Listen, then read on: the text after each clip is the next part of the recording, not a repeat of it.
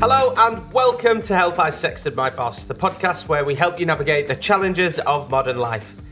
Answering your 21st century questions.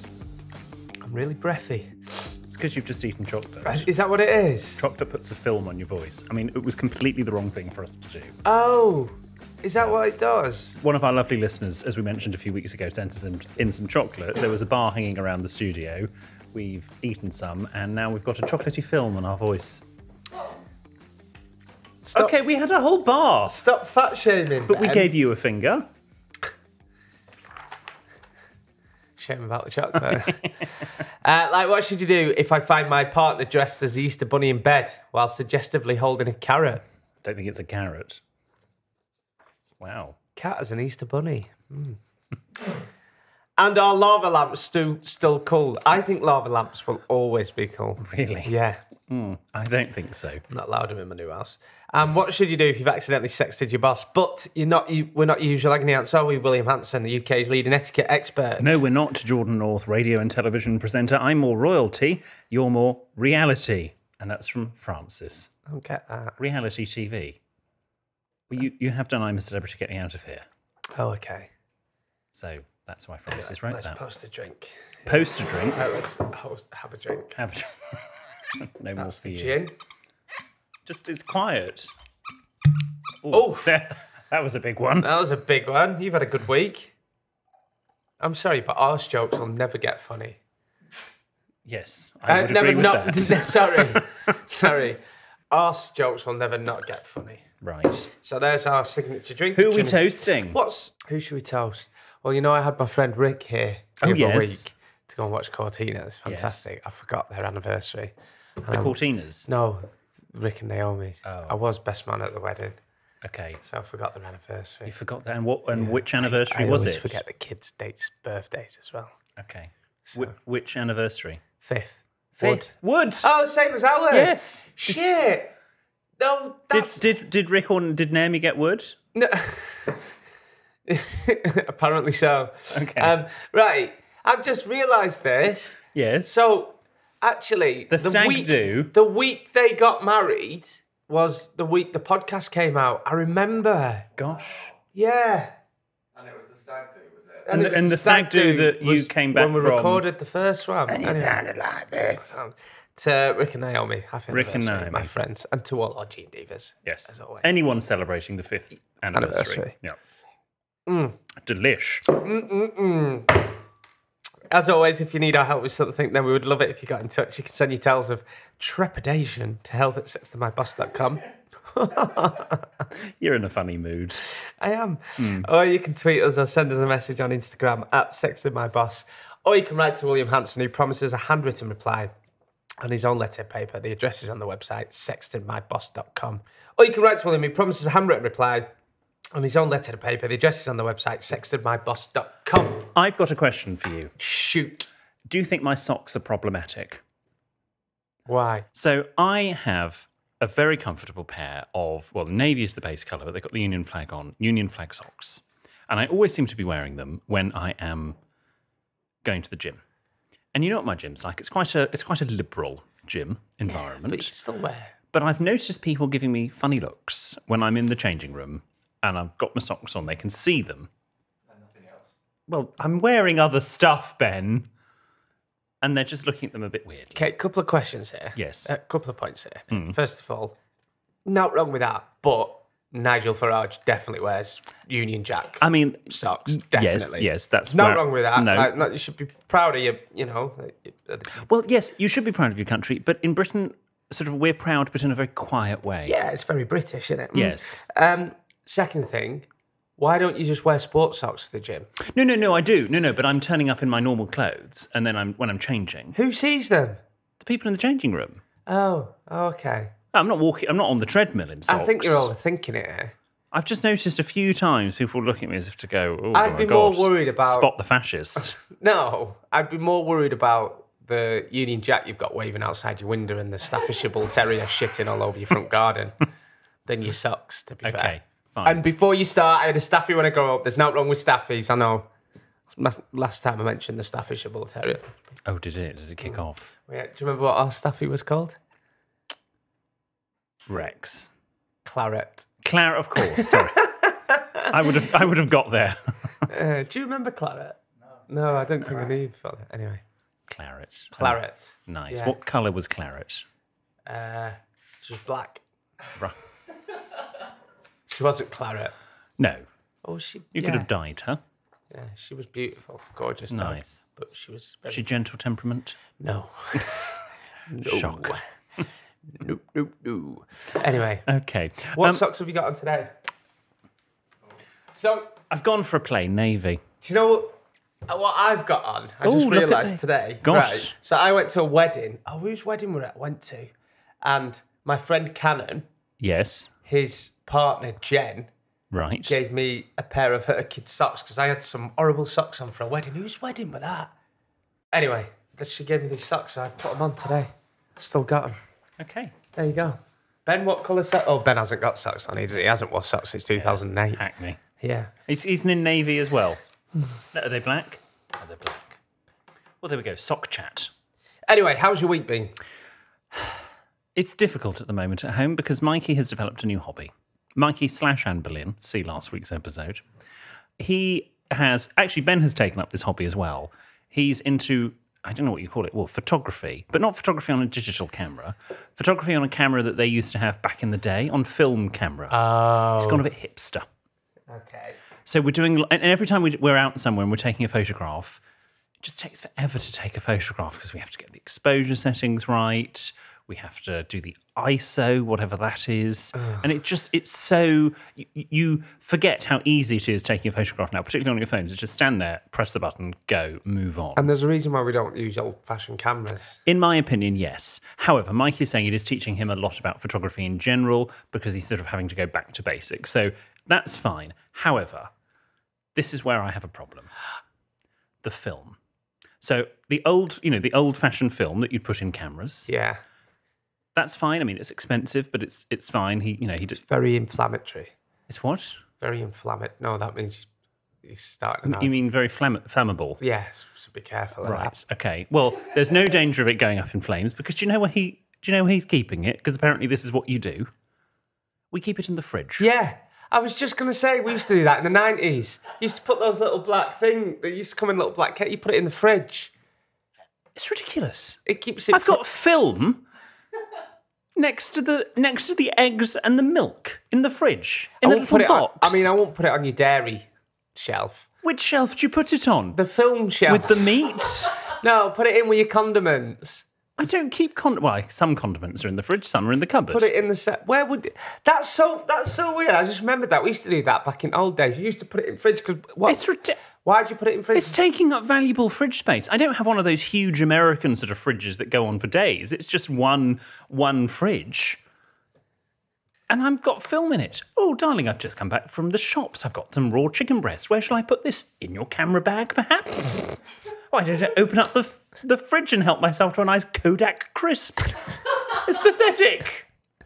Store it in the camera bag. No, because don't you have to keep it cool? I don't care. You see, if you have a digital camera, it's a memory card. You can keep it in the camera. And this is where I draw the line. Has he been using the bathroom as the photography as studio? a dark room? No. Has he not? There are other dark rooms you can. Oh, I bet there is. I've been using the dungeon. Have you? That's what they're doing in all those rooms in Soho. They're developing film. Yeah. I wondered what they were doing. Wow. Some of them have got very big lenses. So he's into that. What? How big are the film cases?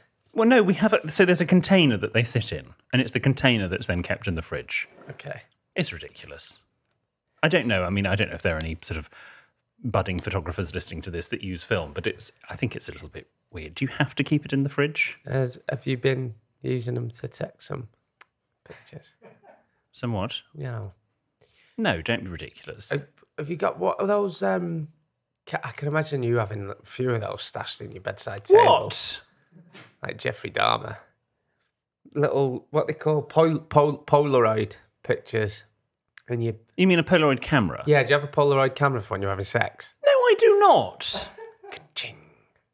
Oh, no, ka-ch. What's a camera, mate? I think is better. Yeah. Yeah. How weird that you think that that's what we do. I've got a Polaroid of me and Ed Sheeran. Doing what? When I interviewed him. It's really cool. We've been taken up the castle on the hill. No. Very good. It's the only one I can think of. Very good. No, he's giving me his 80. So It was rough to hide my jokes. Okay, shit. I think I need some time off. My jokes have not been on par at the moment. no. Yeah. Anyway, what else has been going on? Tell everyone about your mum. Tell everyone about that text. Well, no. Please. So obviously a few weeks ago, James and a lot of other of his BBC local radio colleagues who interviewed our former Prime Minister, Liz Truss, remember her? Mm-hmm. Just about. And James did some interviews with her back in September. Whippity, whippity, woo. So we've got whippity, whippity. I can't do it. I feel tight. Has he heard him yet? Oh, yeah. We've got Prime Minister, whippity, woo. Liz Truss, whippity, woo. So James did the interview, and it got picked up and did very, very well. And the Broadcasting Press Guild, I think, have given James and 9 of his colleagues who also did the interviews an award. And obviously that's fantastic and very well deserved. And there was a group text that went around the family which ended from a certain parent ending with, "We'll have champagne tonight." She actually texted that. And you said my impression... She doesn't even like champagne. You said my impression is nothing like her. No, but now I think art is becoming life, or life is imitating art. We will have champagne all around. My James has won a top broadcasting award for his show on BBC Radio Bristol's, darling. Champagne all around. I know, I take the mick out of him. James is a very good broadcaster. He is. And well, clearly he's been awarded. He's been certificated. So that's good. But no, I do believe my mother goes on about my achievements to other people. Does she? I mean, it would be ridiculous if I phoned her up and she just sort of fluffed my ego and just sort of said, "Oh, darling, I'm so proud of you." And she probably doesn't say any of this to James. She just says it to me. Yeah. Wendy does with me. Does she? Yes, but that's because she wants a new kitchen out of it. Yeah, that's true. Yeah. So there's an agenda. Anyway, how's your week been? Yeah, good. By the time this episode goes out, I'll be in Florida. Will you? Mm-hmm. Okay. What are you doing in Florida, Jordan? I'm there for the final episode of Ant and Dec's Saturday Night Takeaway. Saturday. Lovely. Yeah. And you're going to Disney?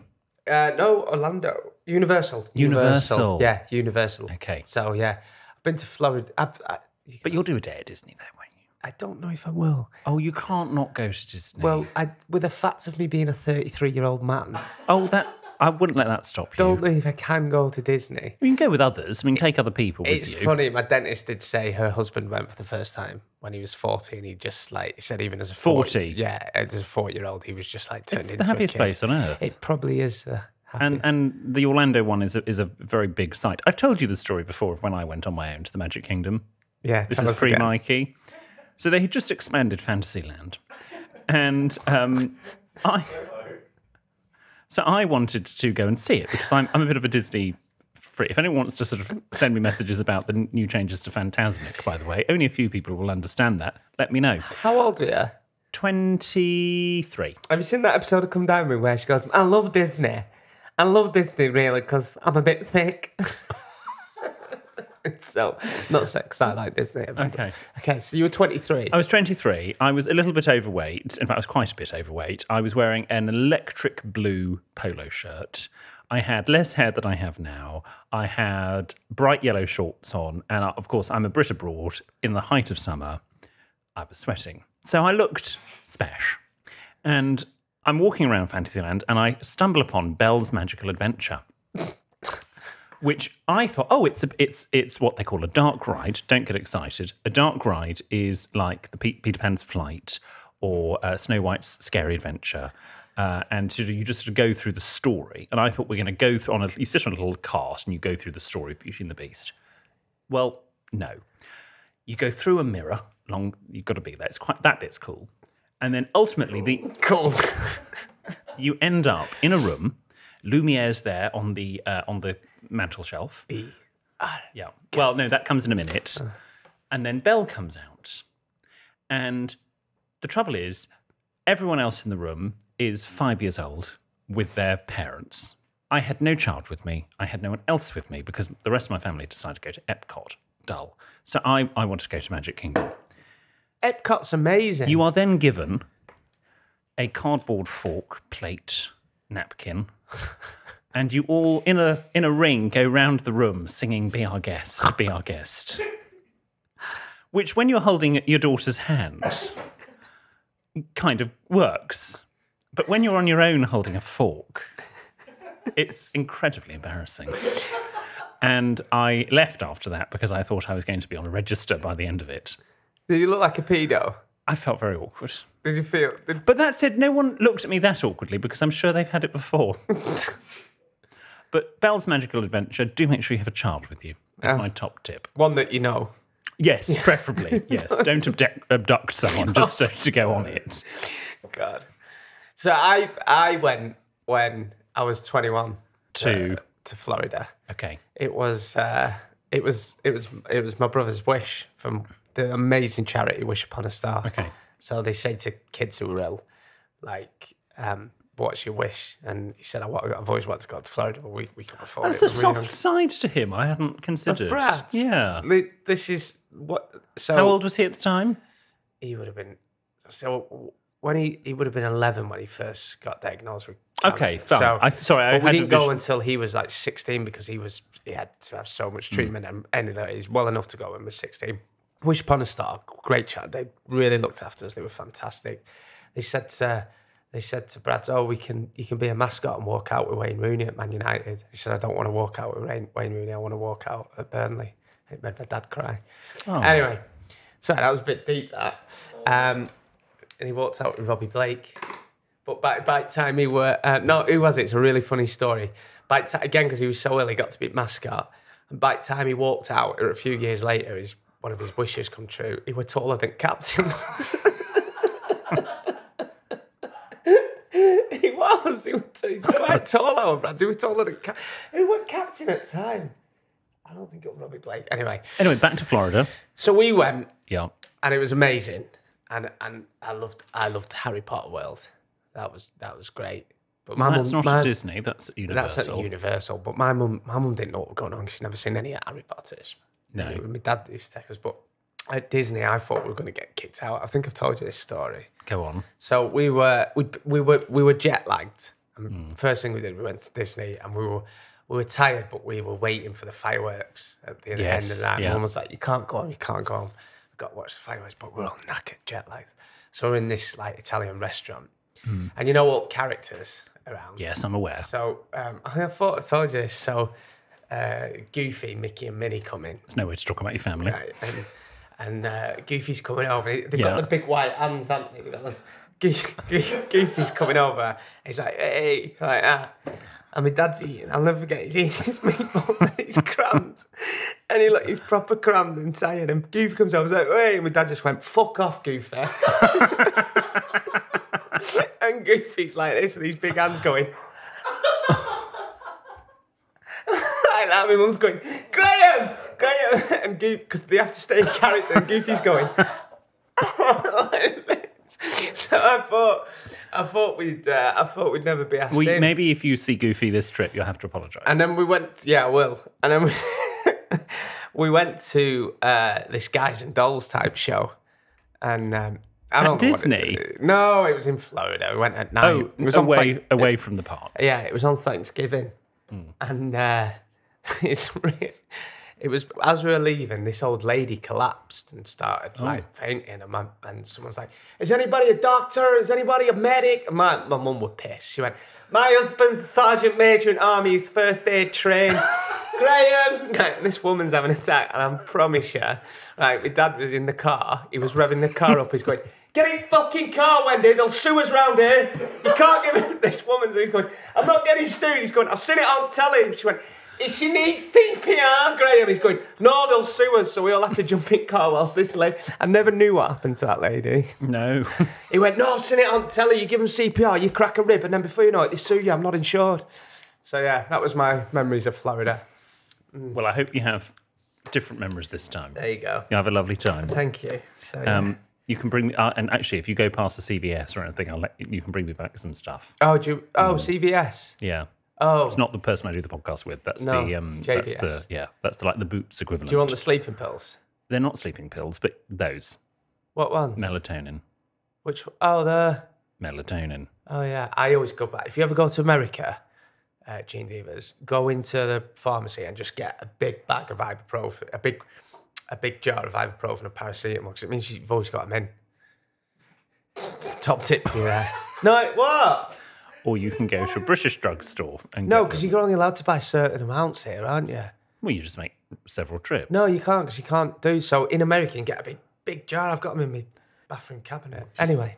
Nice. So Well, yeah, there I'll be in Florida. Hopefully not offending Goofy. Yes, fingers crossed. So many stories about Florida with mum and dad.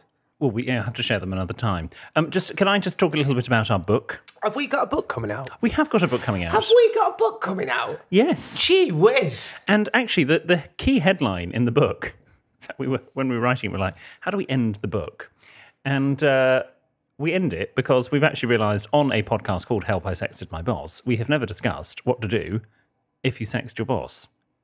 You're telling me in the 5 years and 400,000 episodes we've recorded here, we've never actually given advice on what you do if you've accidentally sexted your boss? Or indeed not accidentally sexted your boss. No, but we will be in the book. So there we go. And how can you pre-order the book if you want to get a signed copy and a pre-order? I think it's sextedmyboss.com/book. Okay. Right. Before we go to your etymology, Yes. Can I just read this story to you today that I read in the paper that I thought was brilliant? Thanks to Bin Man, who helped me find Dad's ashes I'd lost on the lash. It sounds like something one of our listeners had sent in. Okay. So this fella went on a 9-hour pub bender and left his dad's ashes in the pub, but he wasn't meant to go to the pub. So basically, I think it's brilliant. This the 13. Do you want me to read it? Stan Blade. Yeah, you read it. Come on. So to read it from there. From where? Stan Blade planned to make a TikTok video taking his late father Stephen Jewett on pleasure rides at Southend Pier in Essex as a final farewell. This is brilliant. But when the 39-year-old bumped into pals at his old stomping ground, he got caught up in a bar crawl and lost the boxed-up remains on Saturday. After searching all the pubs he visited on his big night out, musician Stan issued a public appeal to find his dad, who died aged 60 in 2011. Yeah. He's not got round to it quickly. And he told of his stepmom Emma Hopkins' fury after she had told him not to take the ashes from the house. Read what his stepmom said. I fucking had those ashes for 12 years. It's brilliant. He basically thought, I'll make a TikTok video of my dad's ashes. And then he bumped into his mates, went out on the piss and left his dad. It's brilliant. Anyway, a binman helped him find. I think this could be a new Disney story. Yesterday, Stan got the result he dreamed of with a call from the police. It's so funny. Read it. He told Metro, when Essex police ring you automatically, you think, uh-oh, what's this about? But the policeman told me, heard you've been looking for your dad's ashes. So good. We should turn this into a film. Turns out a bin man from the council had handed it in to them after finding it placed on a bin on the seafront. I'm very grateful to the man who handed them in, and it's crazy my story's gone national. Stan, who now lives in Leicester, said, my dad would think he was famous if he was still alive, and he would have loved all of this. Well, there we go. And there's a nice photo of Stan holding his father's ashes. Where do you want your ashes to be spread? Gloucester M4 services. Why? I don't mind north or southbound, Why? but just because they're beautiful. Have you ever been to Gloucester M4 north or southbound services? It's amazing. How about you? I'd like Turfmoor. Turfmoor. Where's the other place? The Lake District. Oh, really? Which Yeah. bit of the Lake District? The Windermere or Upper Mountain. Well, I think you need to be a bit more specific. Well, just take it to Lake District. Get up top of the mountain, just whiff it off. Or Specific. I'd like you to put a bit in your tea so I can be inside you one more time.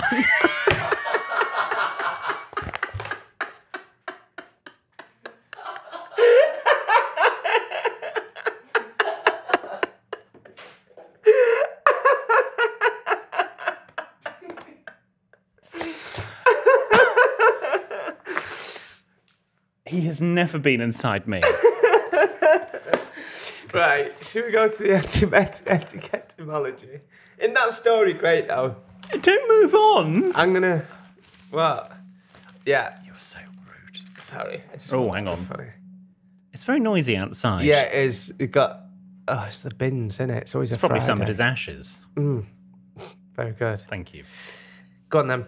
Well, after the break, I'm going to tell you, steady yourself, why do napkins go on the left? And I'll tell you why after these messages. Please don't go and listen to Off Menu.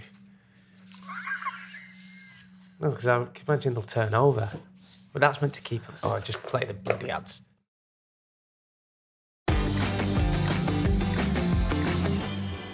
All right, G-Divas, thanks for sticking with us. Cue the jingle, please. It's William, the etiquette geek. His knowledge is quite unique. He'll give you manners, a subtle tweak. It's time for William's etymology of the week. Cha-cha-cha. Oh, thank you. Okay. So, why do napkins go on the left? Jordan, why do you think napkins go on the left? I don't know. Well, let me tell you, wherever you are, whether you're at Wilton's restaurant, Jermyn Street, whether you're at a Wetherspoons, you'll always find that the napkin is placed to the left of the table setting. Now, napkins going way back when were incredibly expensive. Okay, they were often still are. Well, no, but much more so now than now. In fact, they were often the first thing to be itemised in a will. They were that expensive. Napery, Really? yes, napery was a sign that you were very, very, au courant. You were well-to-do, so to speak. The Romans used them, and you would actually bring your own to dinners. Okay. So bloody rude. You bring your own to dinners. And in the Middle Ages, you would actually use a communal napkin that was sewn onto the edge of the tablecloth. Ah. A bit grim, actually, now, if you think about it from a hygiene point of view. Anyway, later on, staff would have a long napkin draped over their left shoulder. In some restaurants now, the maitre d', the head waiter, will have a napkin over a shoulder. Fancy restaurants, not so much sort of I've never regular seen one. that before. Really? The waiter has a napkin over the... I thought they were bull people. Matadors? Yeah. No. They have That's one a on- red cloth, They not a have one white over linen there. napkin. Jose. Sometimes they're called Jose, sometimes they're called Pedro, Yeah. but they're over the left shoulder.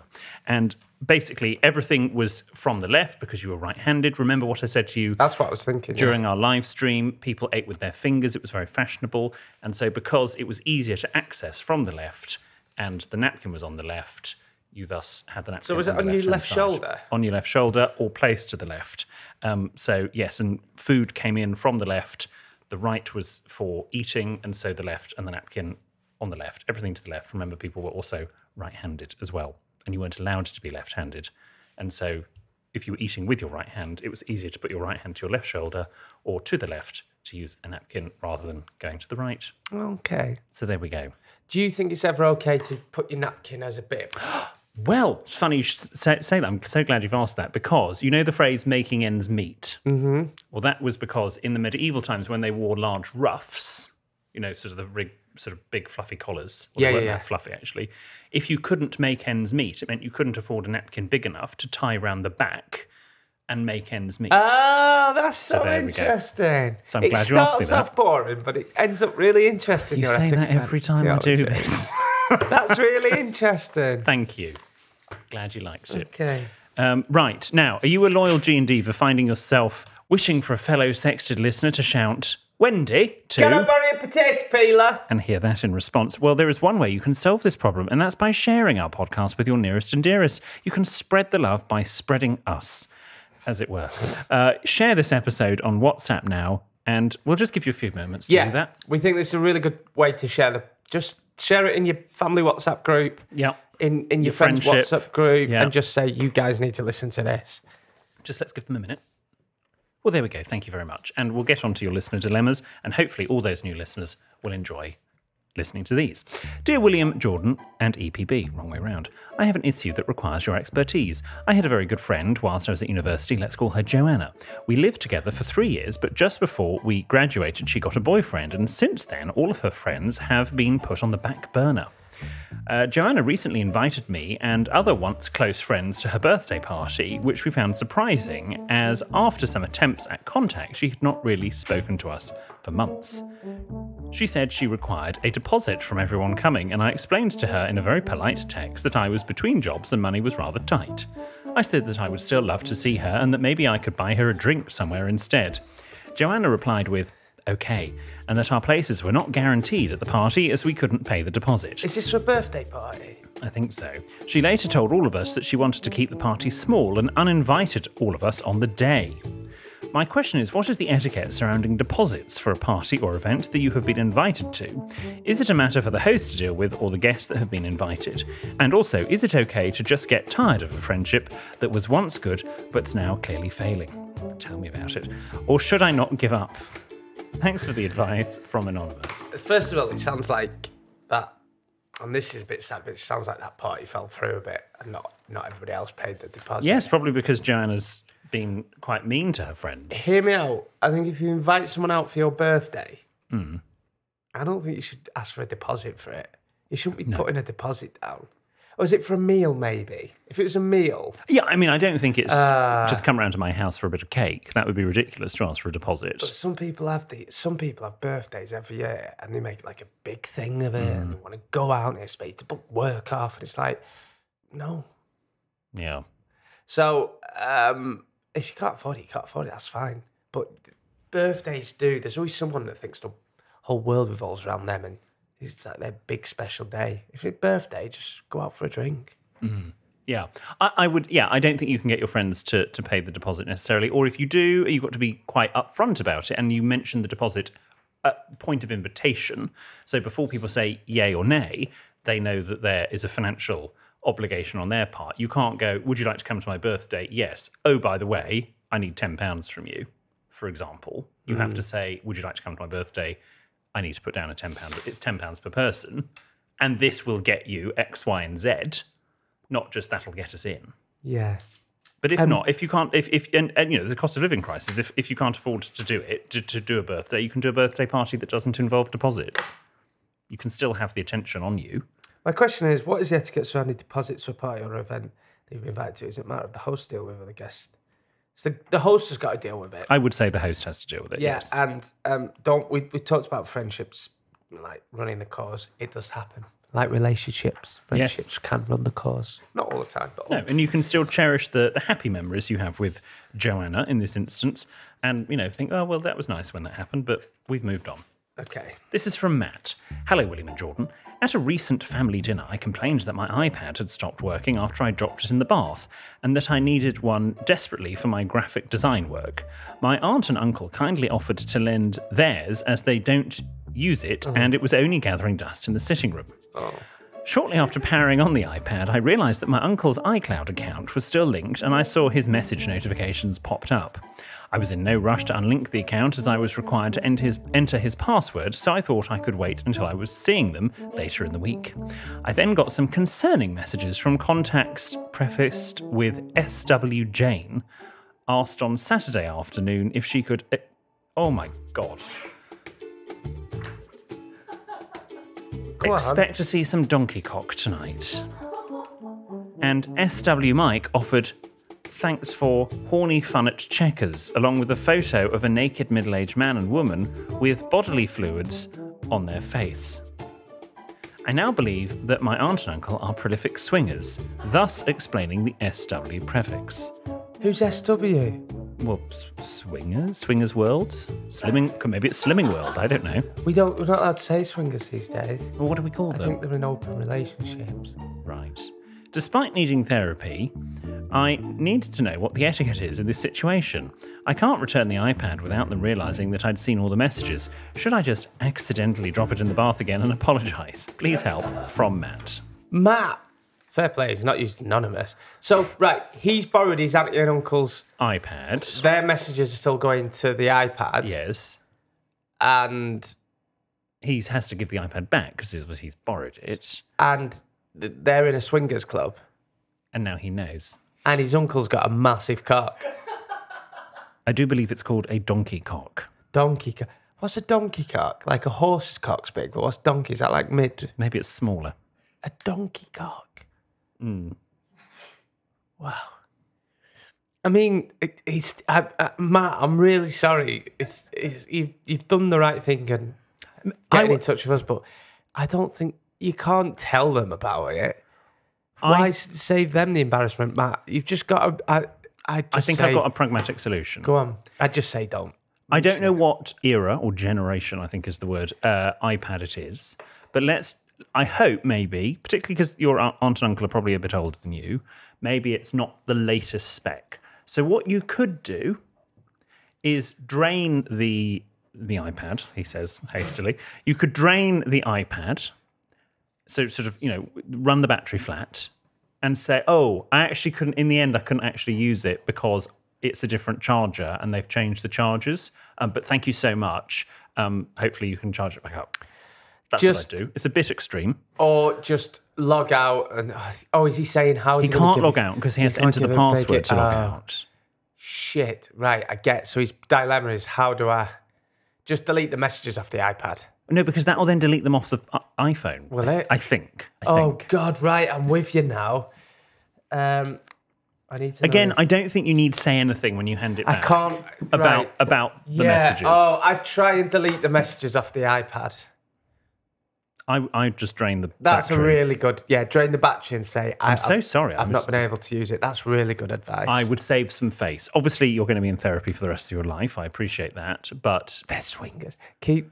Have a look as well if they've got, like, pineapple jewellery. I've seen that on Channel 4 recently. Sorry? So, people that... It's not called swingers anymore. It's not called open relationships. What do they call... they're in...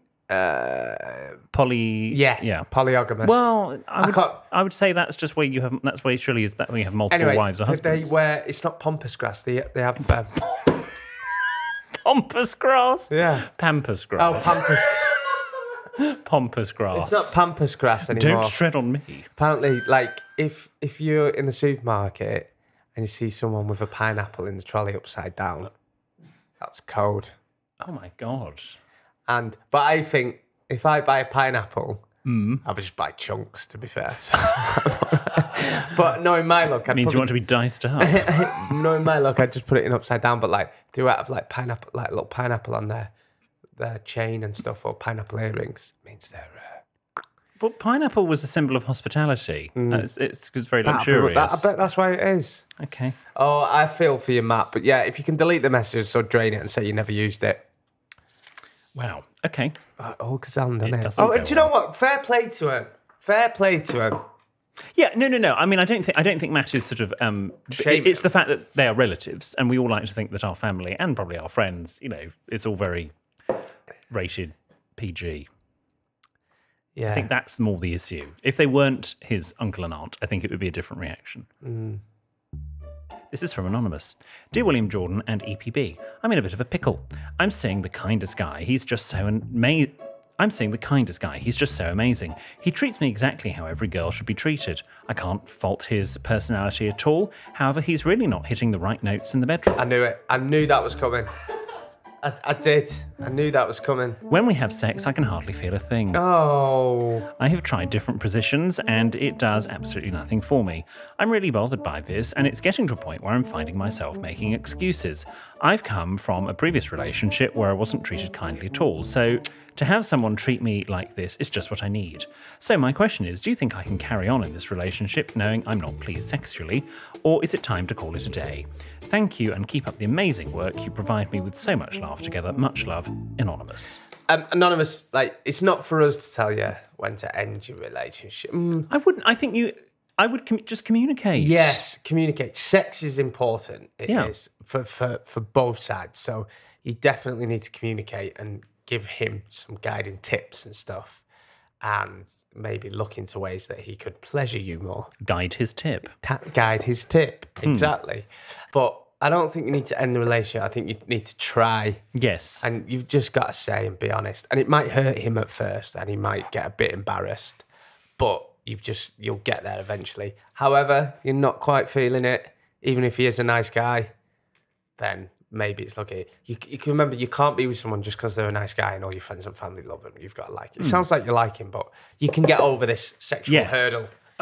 Talk, communicate, find a safe space, make him, and you know, men might take that personally. Some, depending on, I don't know, we know nothing about him particularly, about his personality. He might take that personally. So you've got to find a way to do it in a caring and compassionate way. Yeah. But if you want to save the relationship, and I suspect you do, Anonymous, that's my gut, you will have to do it. And hopefully the best is yet to come. Tell him what tickles your fancy and what, you know, tell him how you want him to do it. And just, if it's not touching sides, just buy a massive strap on. There's always that. Ben's got his hand up. Have you got a personal story? What? You did. You had your hand up. What's up? Try dressing gown belt. Try dressing gown. That's so series 2. Finally, this is from another Anonymous. Hello, William and Jordan. This morning, my friend was waiting outside of my house in her car. We have lift shared for a couple of years now, and my very nosy neighbours are used to her parking her car about a foot away from the curb temporarily whilst I put my shoes on and join her. One of my neighbour's children gets collected most mornings by a minivan for school around the same time I leave. This morning, to my surprise, the bus driver was holding down the horn in an attempt to get my friend to move her car so they could turn around, unbeknownst to my friend who was listening to the radio. My number one issue with this is that I know a lot of people down my road work night shifts and probably don't want to be woken up to a minivan horn before 8 a.m. However, the biggest issue I had with this was that the driver was being lazy. If the van driver had gone just 20 yards down the road, they could have turned around. Yeah. Now, bear in mind, I'm a third-year university student in the midst of finishing my dissertation. I do not have time for nasty people on a good week, and especially not this week. I confronted the driver and good. He sounds like a right tosser. I confronted the driver and politely informed them that we would be leaving in just a moment. She did not like this. She started arguing with me, saying my friend was blocking the road. She was not. Things escalated, and in front of a van full of 8 and 10-year-olds, she called me an ignorant prick. I returned the favour, calling her a lazy bitch. I stand by my words and do not regret anything I said at all, but I do feel bad for swearing in front of the children. My question is, do I go and apologise to my neighbour? I imagine the driver will tell my neighbour about the spat. I stand by what I said on how I reacted, but I feel as though I should go and clarify my actions.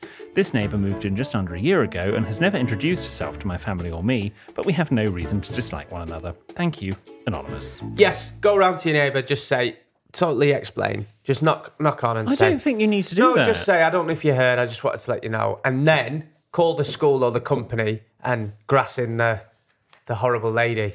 Oh, wow. Snitchers get stitches, but in this case, it sounds like she needs a telling off. She can't be calling people ignorant prick when she's got kids in back. So I'd go round to the neighbour and then go and report her to the company or the school. Definitely. No, I just wouldn't bother. It's unfortunate you swore in front of children.